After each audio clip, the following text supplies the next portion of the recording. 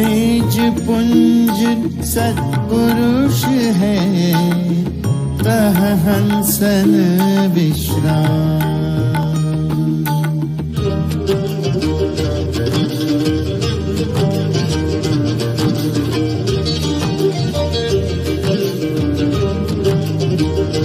VYGOS is Vihangam Yoga Global Online Satsang, which is scheduled every Sunday morning at 7 a.m. Indian Standard Time.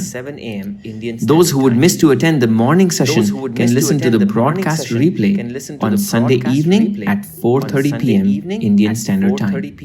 The aim of this forum is to give the entire world an opportunity to learn the ancient science of meditation and benefit from this pious service inspired by Sadguru Sadaful Dev Ji Maharaj, the pioneer of Vihangam Yoga.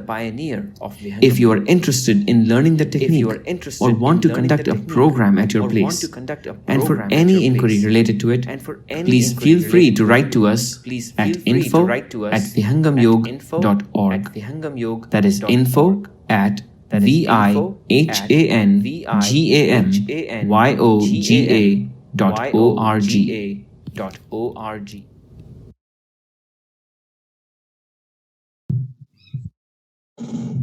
Jai Sudev, everyone, and welcome to another edition of Vihangam Yoga Global Online Satsang. I myself am Avinav, joining from Australia, and I welcome you to another week where today we speak again and dive further into the topic of the mystery of death. For those of you joining for the first time, welcome. For those of you who return once more, we thank you for your ongoing support. This platform is one which is for all of you wonderful listeners, and we hope that today, equipped with our global panel, we can give you something thought-provoking and something which you can go back to your lives with. Today, as I mentioned, we'll be talking about death. And I would be inaccurate if before I started, I first said, we all here know that death is a very sensitive topic. It's something which each of us have different levels of understanding of, different levels of experience of, and death can mean different things to different people. To some, it is an ending. To some, it is a beginning of something anew. However, no matter who you are, the impacts of death is something which each of us have felt, which each of us have felt sad about, have cried over, have had difficult experiences with. And so as we begin, I'd like to mention that we here are all very empathetic towards these feelings and this sense of what death really means. And as we go through today, I'll be joined by Vijay Ji from the US, and we'll be trying to share a conversation on what death really is and what it means in the context of Vihangam Yoga and spiritual philosophy at large. If at any point each of you listeners feel that the conversation we're sharing is perhaps inaccurate, perhaps uncomfortable, please do raise it to us. We'll try our very best to make sure that this is a productive conversation and one which you can all benefit from. So today we'll be taking a bit of a different kind of format, and we'll be starting with our prayers, going towards the Swadaved, a wonderful bhajan, and then as I mentioned, we'll be having an extended Q&A session with Vijay Ji from the US. And of course, closing towards the end.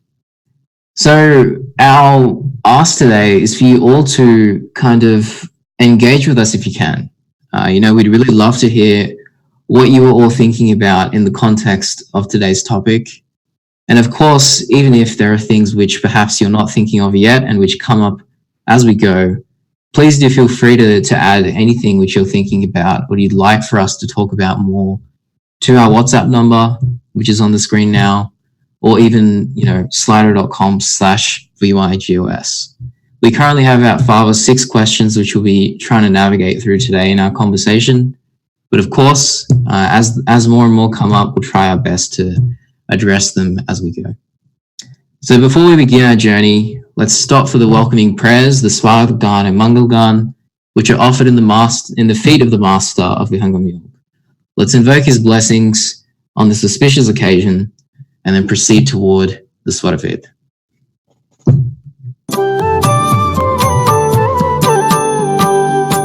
आज स्वागत नित्य गुरुवर संत शुभागम आइए, अध्यात्म विद्या दिव्य ज्योति सोमरस बरसाइए। दोष दुर्गुण दूर करके शुद्ध हंस बनाइए, भेद गम गति ज्ञान गर्जन शक्ति द्वार हटाइए। खुले द्वारा शब्द सागर भक्त जन अनहवाइए, जन सदा फल विश्व शिक्षक शान आन बचाइए, शान आन बचाइए।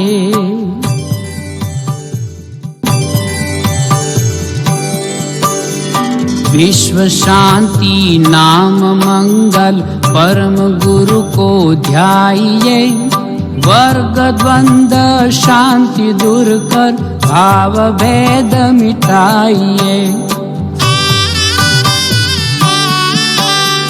सार्वभौम समष्टि सत्ता त्यात्मराज बनाइए, वेश भाषा भाव जगमय ज्ञान पर दर्शाइए।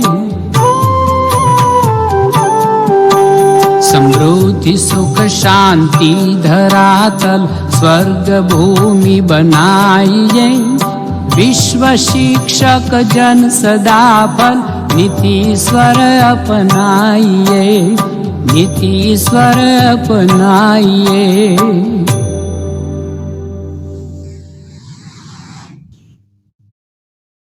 Thank you for that wonderful composition. As always, with the blessings of the Master, we're now equipped to move towards the next part of our session.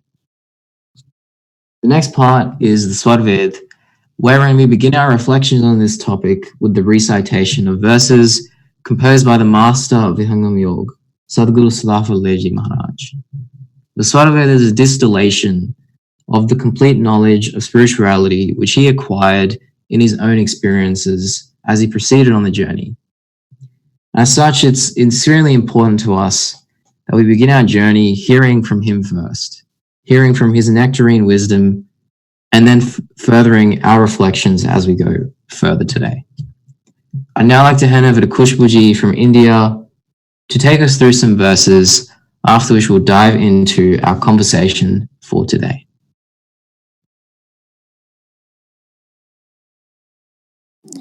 Jai Sadgurudev. Thank you for giving me this opportunity. It's an honor to be part of the session today. Here are select verses from the Svarved, the Encyclopedia of Spiritual Secrets, authored by Sadguru Sadafal Dev Ji Maharaj. Man maya marti nahi, nahi vasana nash, yah sharir mari mari gaya, kar maya man nash.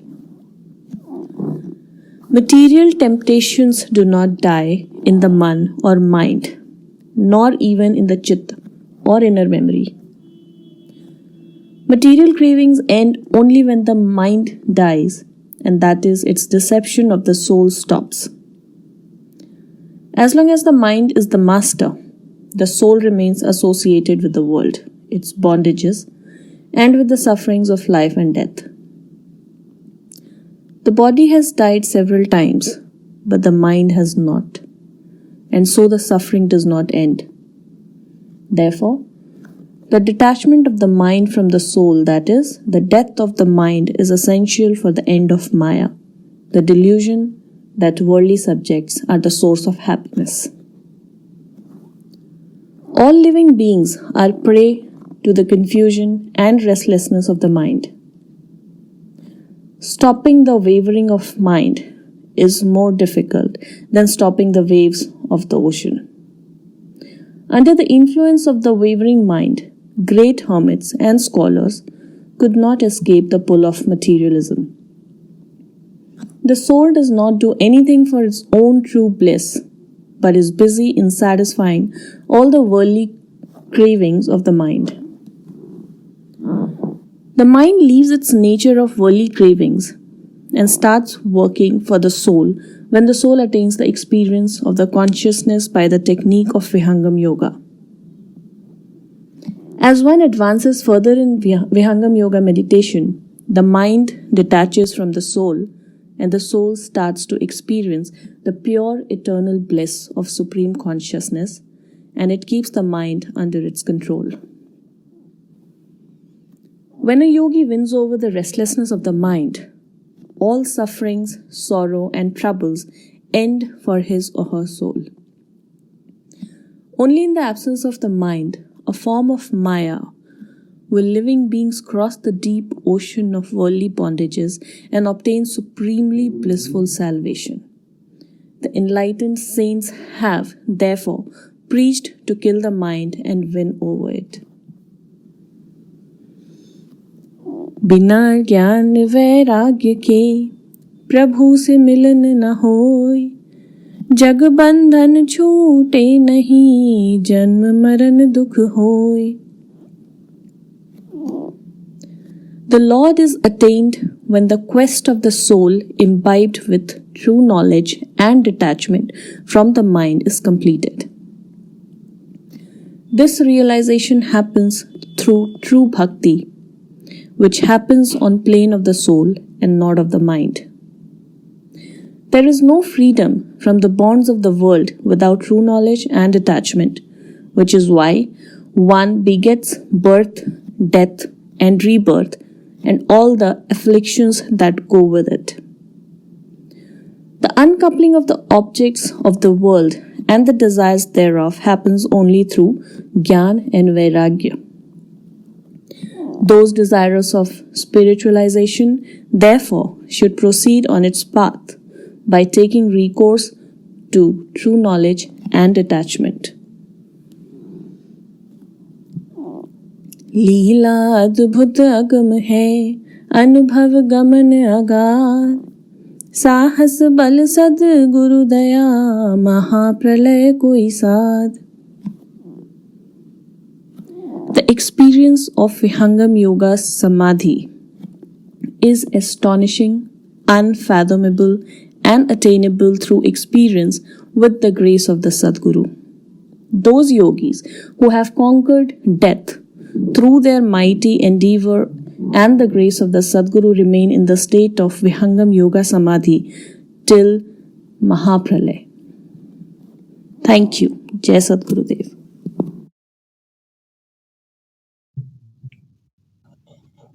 Thank you very much, Kushbuji, for sharing those verses with us. A lot of very interesting concepts were raised just now, including Vairagya, the definition of the process of killing the mind, and the process of removing ourselves from Maya, all of which are things which we also heard about in our previous session last week, which was delivered by Dr. Subhash Chandraji. So I'd also encourage listeners who haven't had the chance to kind of dive into this concept earlier with us, please do have a listen of the previous week's session as well. That may give you a bit more context into where some of the questions we're addressing today come from. So without further ado, I'd now like to introduce, okay, so before I introduce Vijay Ji, let's first go towards a bhajan from Rekha Ji in the US. And then as we're all thinking through these concepts and ideas which we're hearing about, let's finally go towards Vijay Ji and have our conversation for the day. So I'd like to firstly welcome Rekha Ji to share a bhajan with us. And after that, we will proceed towards having a conversation with Vijay Ji. Thank you, Abhinav Ji, and Jai Sadgurudev, everybody. Today's bhajan is the proclamation of Lord Sadguru Sadakal Dev Ji Maharaj. Sadgurudev says, I will make you pure and will help you meet the Supreme Soul. I will help you to come out of this cycle of birth and death. Dear friends, who on this planet has made such kind of proclamation? So let's hear the bhajan. अद्भुत मार्ग योग विहंगम मैं तुमको बतलाऊंगा अद्भुत मार्ग योग विहंगम मैं तुमको बतलाऊंगा यदि विधिवत तुम साधन करी हो यदि विधिवत तुम साधन करी हो अमर लोक पहुँचाऊंगा अद्भुत मार्ग प्रकृति आधार तो ही छोड़वाओ निज स्वरूप ठहराऊंगा सुरती उलटी के गगन चढ़ाऊं सुरती उलटी के गगन चढ़ाऊं डोरी मकर धराऊंगा अद्भुत मार्ग पिंड ब्रह्मांड शून्य ज्वार शठ ताव पर बैठाऊंगा अनुभव दर्शे मोती बरसे अनुभव दर्शे मोती बरसे आमिया नद्यान हवाऊंगा अद्भुत मार्ग शुद्ध रूप तो ही हंस बनाओ परम पुरुष दिखलाऊंगा वहाँ की दृश्य कौन में वर्णो वहाँ की दृश्य कौन में वर्णो वाणी बुद्धि न पाऊंगा अद्भुत मार्ग महाप्रभु अनंत दया में उनसे तो ही मिलाऊंगा कहीं सदा फल कहीं सदा फल कहीं सदा फल परमानंदा आवागमन मिटाऊंगा अद्भुत मार्ग योग विहंगम मैं तुमको बतलाऊंगा अद्भुत मार्ग बोलिए सद्गुरु देव की जय over to you Abhinav ji Much thanks, Rekha ji, for that Beautiful bhajan. This bhajan, as Rekha Ji mentioned, really encapsulates the journey of a disciple with a master in Vihangam Yoga. And if you're interested in understanding this bhajan further, we do actually have an English translation available if you would be curious in understanding it word by word as well. Rekha Ji already very beautifully explained it, but please do feel free to reach out to us and we can point you towards a link or resources which will give you a more, let's say, deep dive into exactly what each verse in this bhajan represents. So thank you, Rekha Ji, for that wonderful explanation, as well as that wonderful, wonderful presentation. So now I'd like to introduce Vijay Ji. Vijay Ji is currently serving as the president of the North American Institute of Vihangam Yoga. He has a plethora of experience in talking about different concepts of Vihangam Yoga. And he joined us last week after Dr. Subhash Chandra's explanation on the concept of death from the multiple outlooks which he presented. And he helped some of us listeners kind of navigate some of the questions we had about this concept and this topic. So we figured that this week, as you wonderful listeners have a bunch of questions which you wanted to talk through, navigate through with us, we figured let's just have a longer conversation today, more kind of centralized on the things which you're curious about. So I'd like to firstly welcome Vijay Ji. I hope you can hear me. It's pleasure, Abhinav Ji. Pretty much audible. Yeah, awesome. So thanks for joining us today.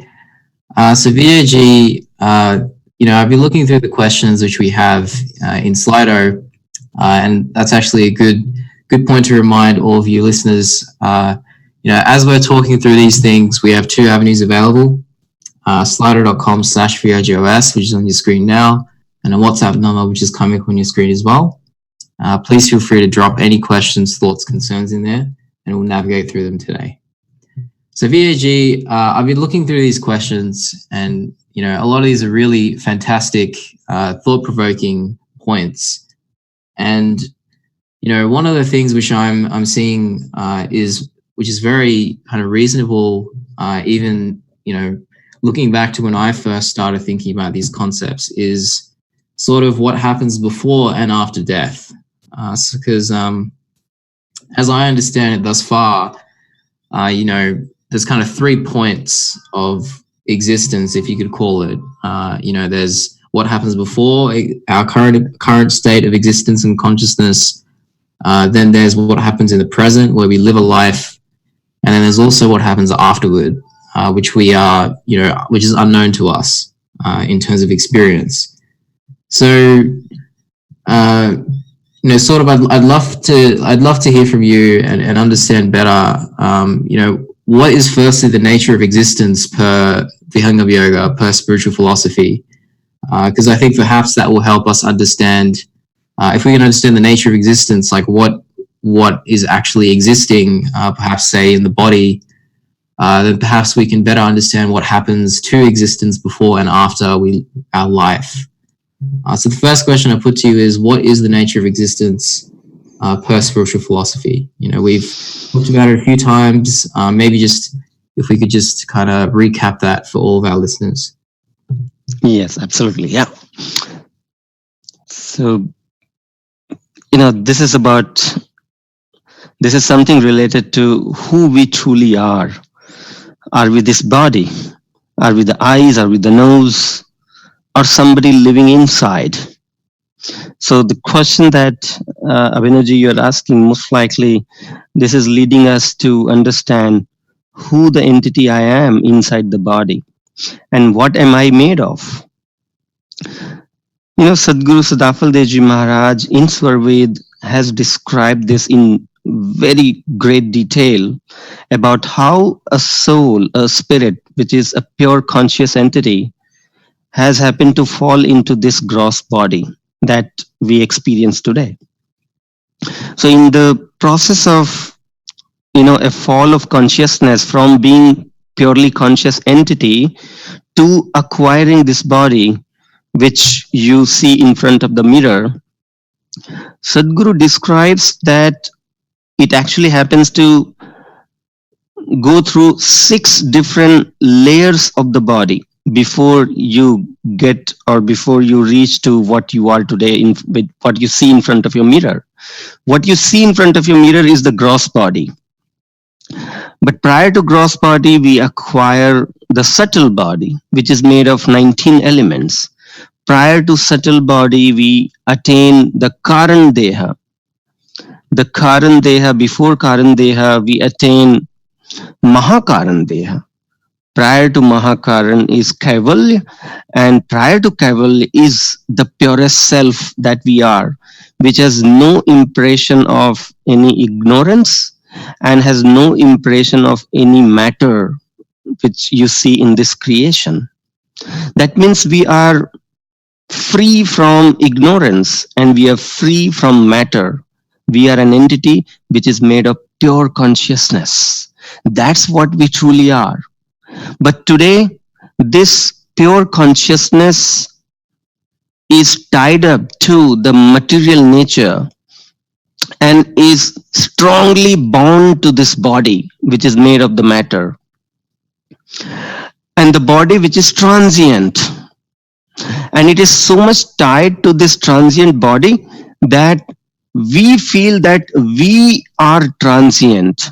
We are born as a child, and then we are aging and we are getting old and we are dying. This very impression that we are carrying within us shows how much tied up we are with this transient body. But the fact of the matter is, we are not the body. We are an eternal pure consciousness. If that's what we wanted to understand here. Over to you. Yeah, definitely. I think that's fantastic. And it definitely aligns with sort of the journey that we all go through as we try to understand these concepts better. And actually, just to explore it a little further, I have also heard some very thought-provoking ways of thinking about these different bodies we go through, which is that we sort of leave something behind at each of these different bodies, right? So from my very rough understanding, the topology of our existence, as you very rightfully explained, Vijay Ji, includes the soul, includes the body, and then everything in between, including our brain, our different life forces, the different internal organs of the body. And one of the most thought-provoking ways that I've come across, kind of thinking through our progression through these different bodies, is that we leave behind certain things at each of these points. And when we reach this most pure point, all that's left is the soul. And that's when we really kind of come upon what you've just mentioned, who we truly are. Would you agree that that is a kind of an accurate way of looking at it? Yes, absolutely, Abhinavji. And one more interesting thing that maybe everybody will like to hear is, you in this normal life itself, every living being have got the experience of 3 bodies. The gross body, which is called the sthul deha. When you are in awakened state, what you experience about your body, this is what is the sthul deha. But when you go into dreaming state, at that point, what you experience about yourself is nothing but sukshma deha. That is what is the subtle body. So the dreaming state is an experience of the subtle body. And what is the experience of the Karan Deha, the one before? When you go into deep sleep. The state of deep sleep is reaching into the state of Karan Deha. So our consciousness leaves or isolates from the Sthul Deha and the Sukshma Deha and reaches to the level of Karan Deha. And that's when we go into deep sleep. So in day-to-day life, everybody has experienced all these 3 layers of the body.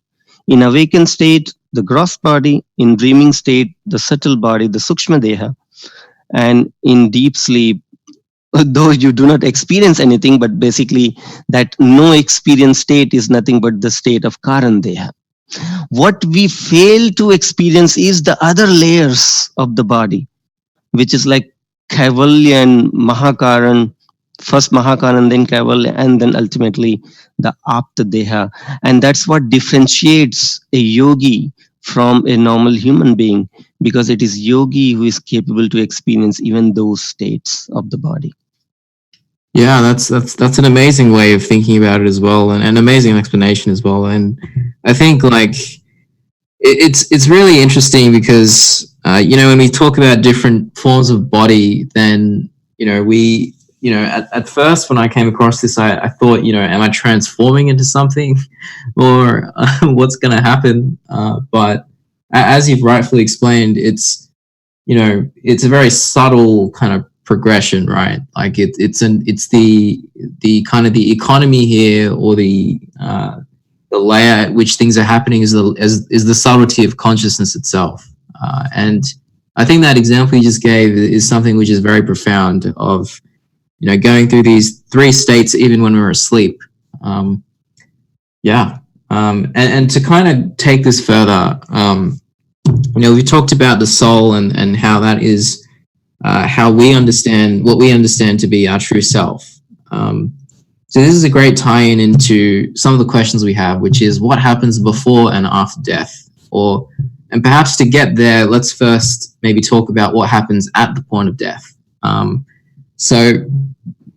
Excuse me. So when a person does, enter a state of death, then how would you explain what's actually happening in terms of the topology which we've kind of looked at just now? The soul, the body, the mind, like what's actually happening?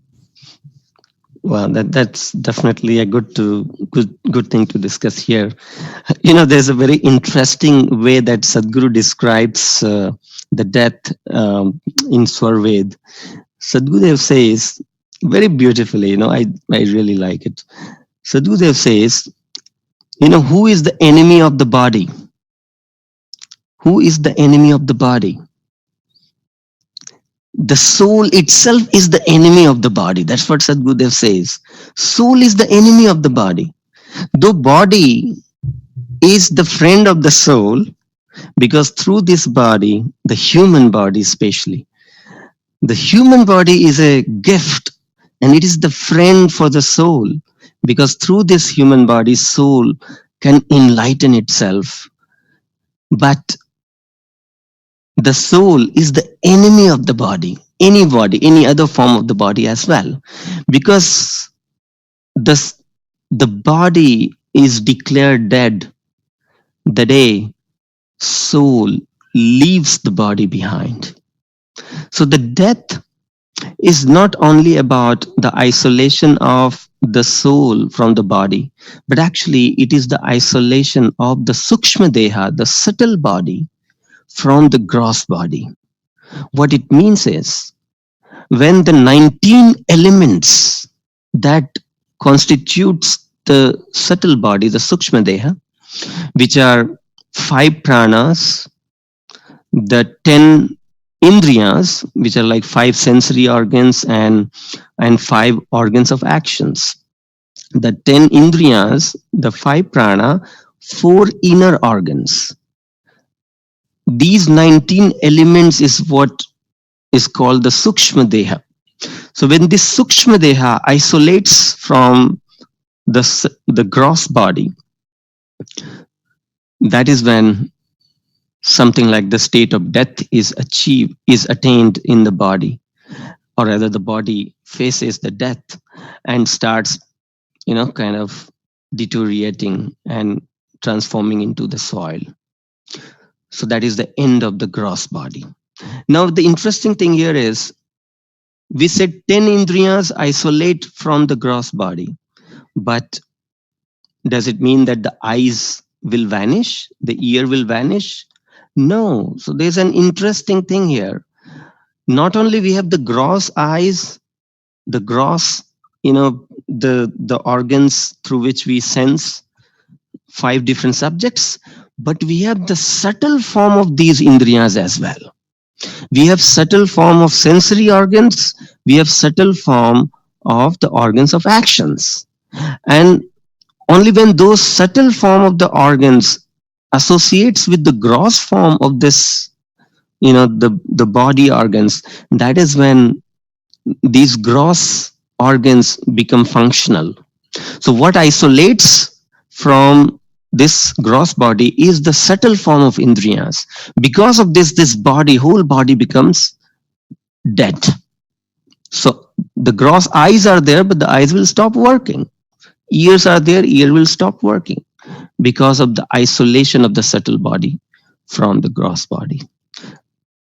Yeah, so would you kind of agree that, we have almost like these inanimate, or maybe not inanimate, more like inert entities in our existence, in our topology, which become animate and become connected to their subtle counterparts when a soul is in the body. And when the soul, let's say, exits the body, that's when that disconnection happens and we kind of observe this state of being in death. Yeah, to elaborate it further, I would say that when we say that the soul leaves the body, as we understood that soul never leaves the body alone for a normal human being. At the time of death, it is the 19 elements along with the soul that leaves the body. Right. But as you rightly said, the source of life in the body, in this gross body, was nothing but the consciousness of the soul. So ultimately, it comes to that point itself that eventually it is the consciousness of the soul that is responsible for the life. And when it dissociates from the body, that is when it is declared as dead. Yeah, gotcha. And I guess this is where things get interesting, right? So, let's say, maybe not interesting is the right word, but this is where things get, let's say, even more particular. So, let's say, as an example, like I have reached this state where my 19 subtle entities and the engine of my body have left my body. So what happens then? We have a couple of questions about what actually happens to the soul after it leaves the body with the subtle counterparts. Right. Yeah, like I'd love to understand that better as well. Yes, absolutely. So what we lose, what we are today, when we are, let's say, in this gross body, we are having the complete impression of this gross body. At the same time, when we go into dreaming state, we have the impression of the subtle body. When we go in deep sleep, we are in the state of Karan Deha. So obviously, when you leave this body, this gross body, you still carry the impression of the other prakritic body. The two other body, which is the Karan Deha and the Sukshma Deha, those are still the prakritic body, the body made of matters. And so you carry the impression of that. At the same time, you also carry the impression of the gross body, even though you leave the gross body. But in that state, you lose all the wisdom. You lose all the wisdom at that point, and you stay like idle, having no intellect, having no, or rather the functional intellect, having no wisdom to decipher anything. You are just like dumb and waiting for the next course of life to happen. So the state is a state of dumbness, I would say, and only with the impression of the body. You just feel your body. You feel your subtle body. You feel your current body. And you carry the impression of the gross body that you were in before.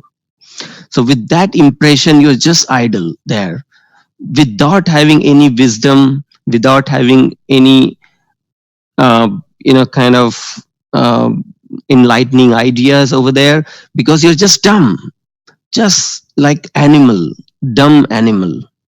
That's what Sadhguru describes. Yeah. So, like, just to clarify there, like, obviously, when we say dumb, we kind of mean the absence of intellect. Exactly. Sorry. Yeah, you're very right. Yes. No, like, just to clarify. And yeah, like, so, in this kind of aimless and, I guess confused, but you can't even say you're confused, right? Because you don't have a means by which to say there's something to be confused of.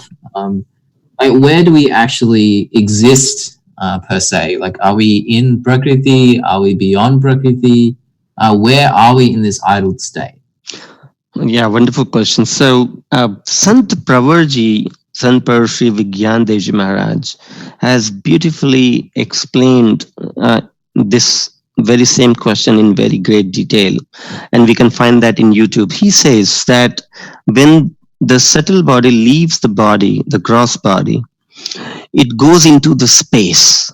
In this space within this creation itself. So, when you breathe in several thousands and lakhs of subtle body in your body, and when you breathe out there are lakhs and lakhs of subtle body that you breathe out with your breath, because there are those subtle body which are just floating in the space. So when we die we just go into the space, and then from there the subtle body come into contact with the wind, then the fire, then the all the five different elements of the creation. It goes through that and finally reaches to the grains, and then the male or the father eats that grain, and so the soul reaches to the father's body, and through the sperm of the father it reaches to the mother's womb, and finally the next body starts forming around it.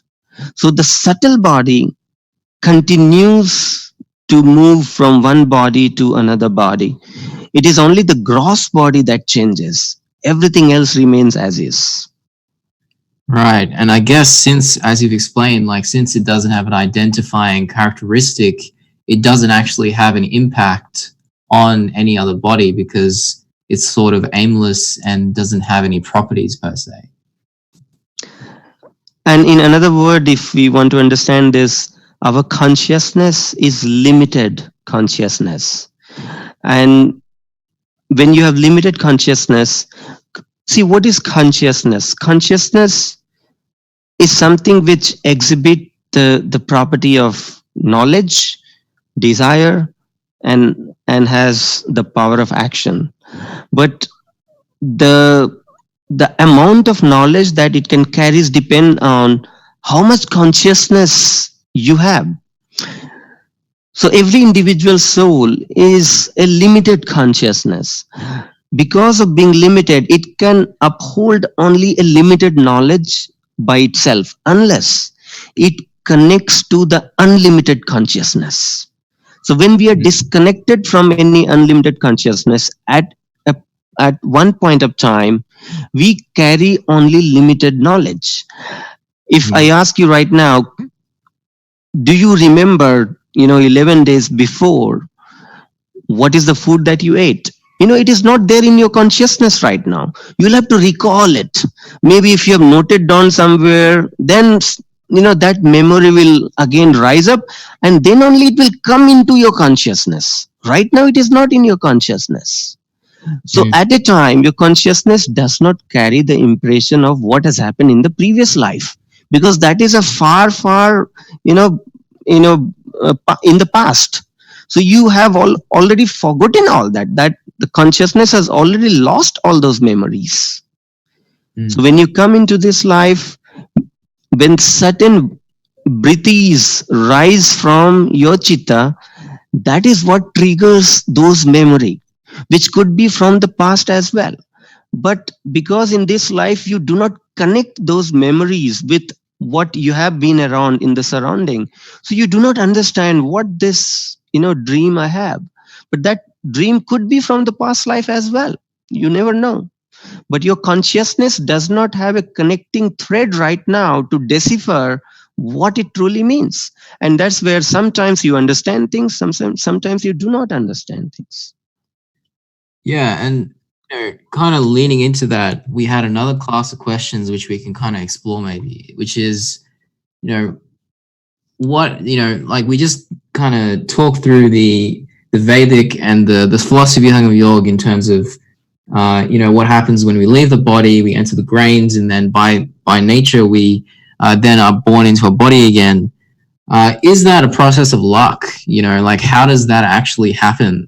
Do we like what is the process? Because this process of being in an idle state after we die and then entering the state of rebirth into a new kind of gross body, what is the connecting process which takes us from idle to animated again? Yeah, this is a wonderful question. If you look at any inert thing, for example, the body, gross body itself, do you think it is an accident that we are sitting on certain pose today, or tomorrow we happen to be at some other place? It cannot be an accident. It is by our own choice, right? The soul is the one that drives this body by its own desire, by its own power of action, by its own wisdom, by its own knowledge. So there is a governing entity for this body. Similarly, there must be a bigger governing consciousness, some energy that is making everything move in this entire creation, in this entire inert creation, I would say. Because anything which is happening within this inert creation, if anything is in motion, that means there must be some governing entity which is making that in motion, because inert entity by itself cannot be active. So there is a grand design. Certainly there is a grand design. Certainly there are certain kind of science which is behind everything which is happening, and it is already set into those formula of design. So something like when you have a spongy bed, and if you jump, if you just jump onto that bed, it will bounce you back because it is designed that way. Similarly, there's certain design which is already made in this creation, and that design is based on the karma, the actions that we take. Based on that, our next future course of where the soul will head to is decided. So the body that we acquire is the result of our own sanskara, the temptations, the nature, the character that we have built up or we have carried forward from all previous life. So any future life is nothing but the result of the kind of life you have lived previously, the kind of thought, the kind of wisdom, the kind of knowledge you have built through all the previous life is what is going to reflect into your temptations, into your desires. And that's what drive you to the next course of life.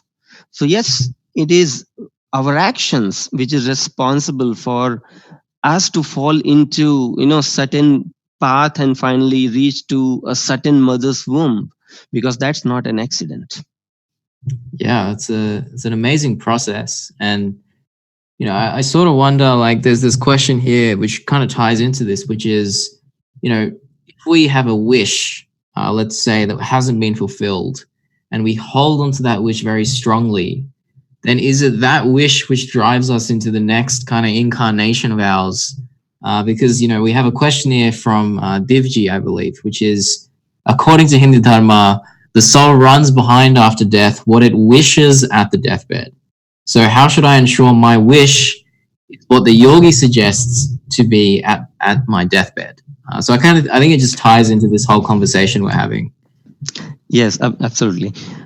First of all, let's think this way. When you are in, let's say, utmost unsafe situation, when your, let's say, the mind or your brain is not that much functional at that point because of the fear or because of whatever other reason, At that point, unconsciously, the thing that will do is nothing but the reflection of what you have become so far through all the actions that you have done in the past.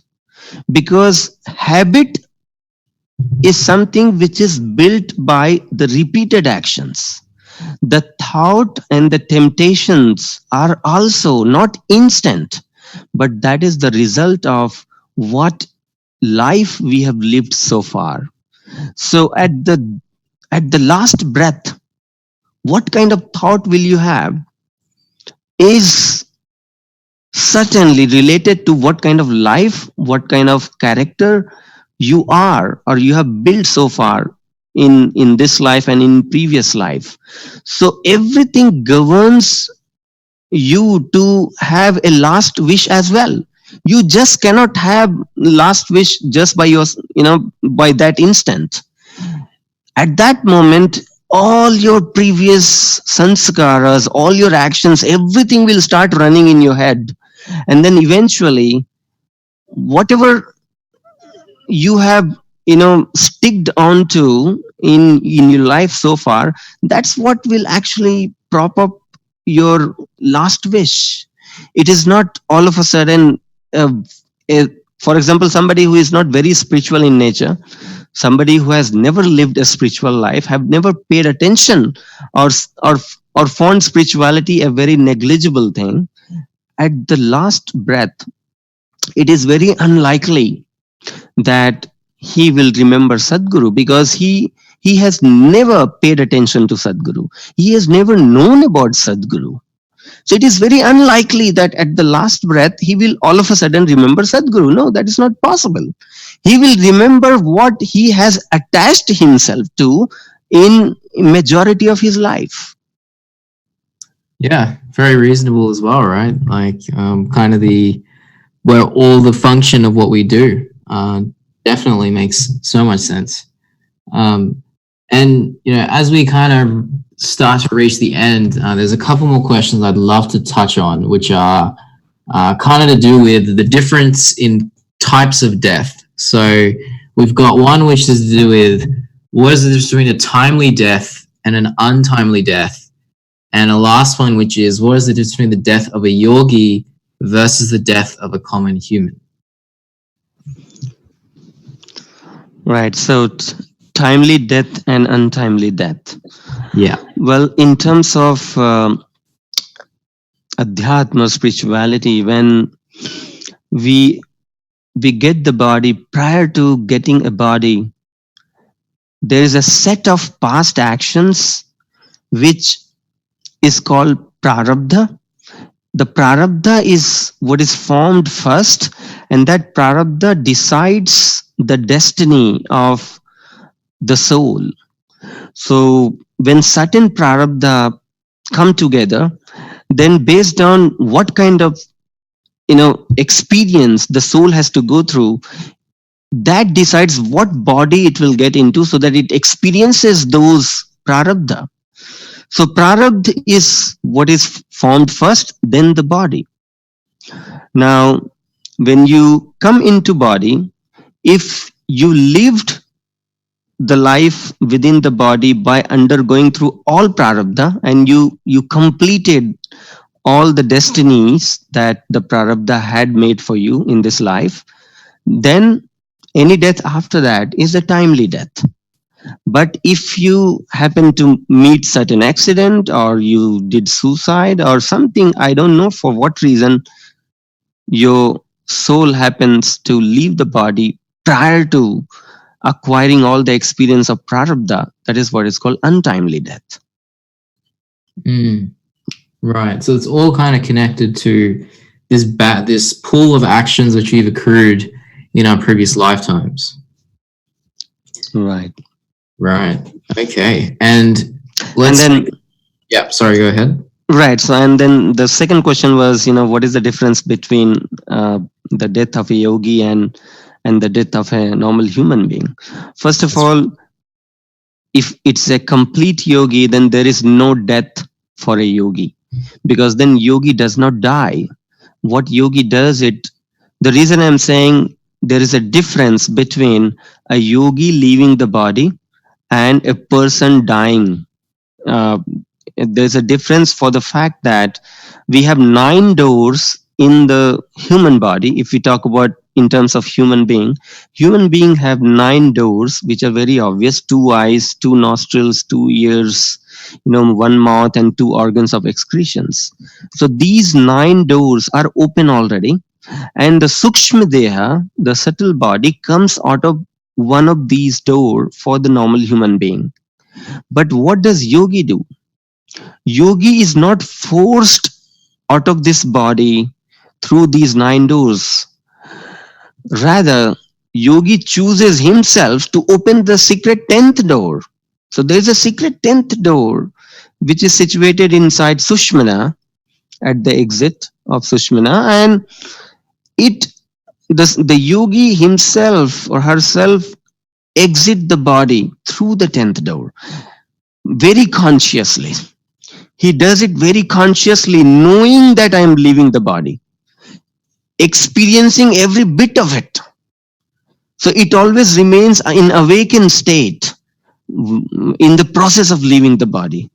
Whereas when you talk about normal human being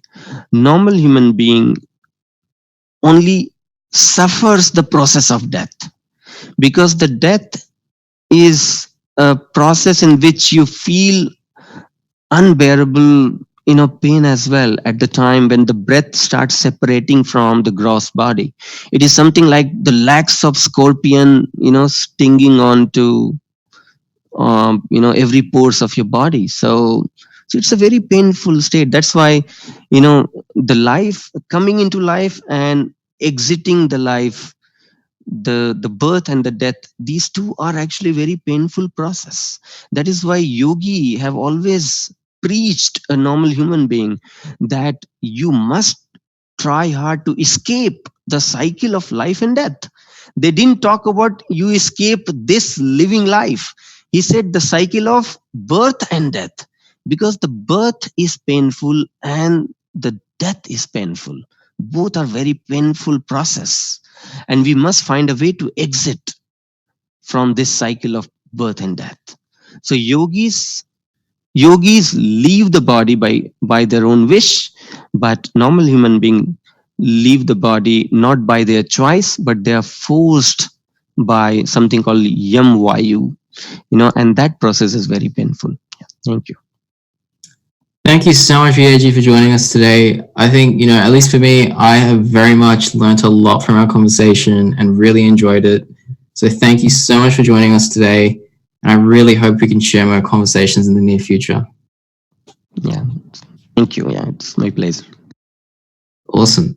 So with that, I'd like for us to go towards the end of our session for this week. So we'll first have the Shanti part, and then after that, a quick wrap up, and then we'll move towards the end of our session. विराग त्याग की शांति हो, उदासीनता शांति, सेवा जित शिष्य शांति हो, सत्य शांति हो शांति। हे प्रभु शांति स्वरूप हो, शांति शांतिमय शांति, शांति शांति जन शांति हो, पूर्ण शांतिमय शांति। हे प्रभु शांति प्रदान कर, दूर हो सर्व अशांति, देव सदा फल शांति में, शांति शांति सुख शांति। हे प्रभु शांति प्रदान कर, दूर हो सर्व अशांति, देव सदा फल शांति में, शांति शांति सुख शांति।